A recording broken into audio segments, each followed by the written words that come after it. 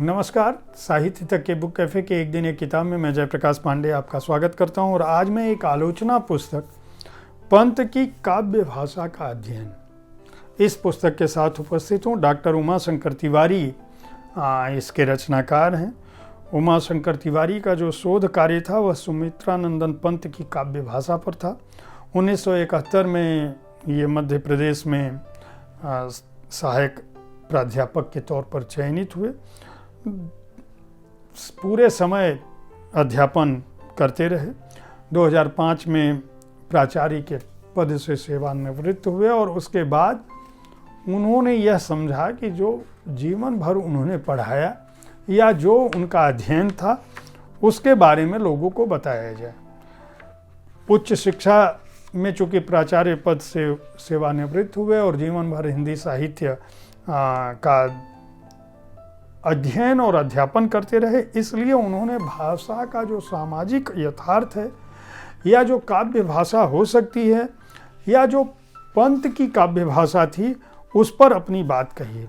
खासकर यह कि जो लोग हिंदी साहित्य के छात्र रहे हैं या जो लोग पंत जी को पढ़े हैं, जिनको भारत की कविताओं में, छायावाद की कविताओं में रुचि रही होगी, छायावाद में जिनकी रुचि है उनको पता है कि पंत जी की भाषा में किस तरह का प्रवाह था, कितना लालित्य था।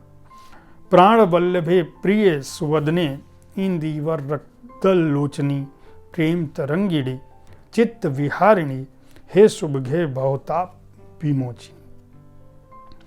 इस तरह की भाषा का प्रयोग जहाँ करते हैं वहीं सामान्य भाषा भी लिखते हैं।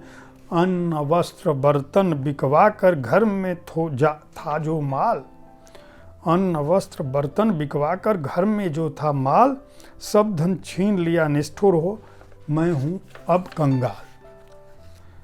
नहीं एक का दाना खाने को प्रायः कर उपवास, सो जाता हूं यहीं चटाई ओढ़ बिछा कर घास। मतलब ऐसी सहज और सरल भाषा भी लिखते थे। इसी तरह से उनकी भाषा में जो छायावाद की जो प्रवृत्ति है, प्रातः काल समीर कहाँ से उपवन में चुपचाप पहुंचकर क्या संदेश सुना जाता है, घूम घूम कर प्रत्येक द्वार पर फूलों के आनंद अचरज से खुल पड़ते हैं, जैसे श्रवण कर थामे नहीं हंसी थमती है, मुंह मुत्ते ही नहीं जन्म भर। इस तरह की भाषा का जो सौंदर्य है, मानवीकरण है, विशेषण और विपर्यय है, अनंग के लिए जो उनकी भावना है, जिस तरह से वे प्रतति और व्रतति की भाषा का उपयोग करते हैं, छायावाद का जो मूल स्वर है उनका अभिमत क्या है, किस तरह से पंत की काव्य भाषा का अध्ययन किया जाना चाहिए, उसके विशेष सत्व का अध्ययन किया जाना चाहिए, किस तरह से उन्होंने भारतीय साहित्य के जो अलंकार हैं, जो विशेषता है, स्वर है, वर्ण परिवर्तन है, स्वरागम है, ऋस्वीकरण है, दीर्घकरण है, व्यंजन परिवर्तन किस तरह से उनकी भाषा में, किस तरह से उन्होंने व्युत्पादन किया है भाषा का, और वह भाषा किस तरह से भारतीय साहित्य को समृद्ध करती है, भारतीय काव्य परंपरा को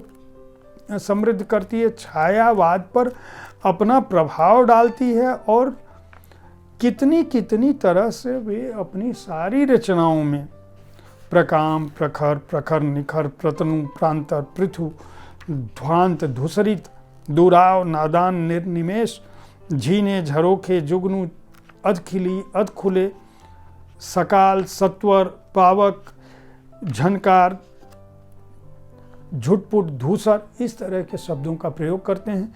किन किन पुस्तकों में कितनी कितनी बार इस तरह के शब्दों का प्रयोग हुआ है, जो मदिर, मुक्त, फेनिल, फालसई, मृदुलतर, मधु, मरमर जैसे शब्द जो आज की हिंदी भाषा में सुनने को नहीं मिलेंगे, संस्कृत निष्ठ शब्द हैं, और इन शब्दों को किस तरह से साधा है अपनी कविता में, ये सारी बातें इस आलोचना पुस्तक में है। इसमें पंत की काव्य भाषा के बहाने जो काव्य भाषा का स्वरूप है, खड़ी बोली और काव्य भाषा का विकास है, उसका जो इतिहास है, छायावादी काव्य भाषा का उद्भव और स्वरूप जो है, उसमें जिस तरह से प्रसाद, महादेवी, निराला, और राम नरेश त्रिपाठी जैसे लोग आते हैं, उनका जिक्र है।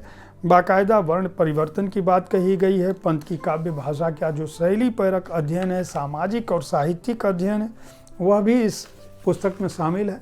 यह एक आलोचना पुस्तक है और निश्चित रूप से केवल उन लोगों के उपयोग के लिए है जो लोग हिंदी भाषा को, साहित्य को या पंत की काव्य परंपरा को समझना चाहते हैं।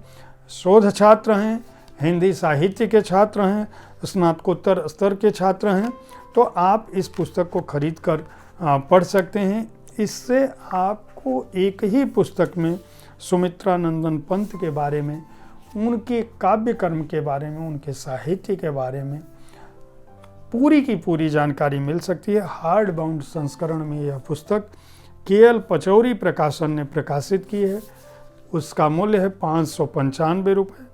और चूँकि आलोचना की पुस्तक है इसलिए पृष्ठ संख्या भले ही 168 है, लेकिन यह अपने आप में अनूठी इसलिए है क्योंकि इसमें पंत जी के बारे में समग्र जानकारी आलोचना की दृष्टि से मिलती है।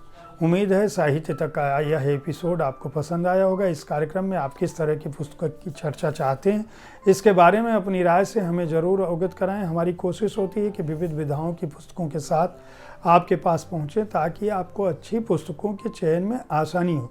बहुत बार हम बहुत सारी चर्चित पुस्तकों की चर्चा करते हैं, बहुत बार बहुत सामान्य पुस्तकों की चर्चा करते हैं, बहुत बार कथेतर पुस्तकों की चर्चा करते हैं, उपन्यास, कहानी, कविताएं, हर तरह की विधा की पुस्तकें इस कार्यक्रम में शामिल हो सके ताकि जिस भी व्यक्ति को, जिस भी पाठक को अपने पसंद की पुस्तकें चुननी हो वह उनका चुनाव आसानी से कर सके।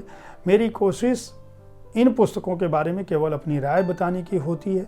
पुस्तक के बारे में व्यापक जानकारी आप उसे खरीद कर पढ़ेंगे तभी मिलेगी। इसलिए पुस्तकें खरीदते रहें, हमारा कार्यक्रम देखते रहें, जानकारी पाते रहें और अपनी राय से अवगत कराना ना भूलें। धन्यवाद।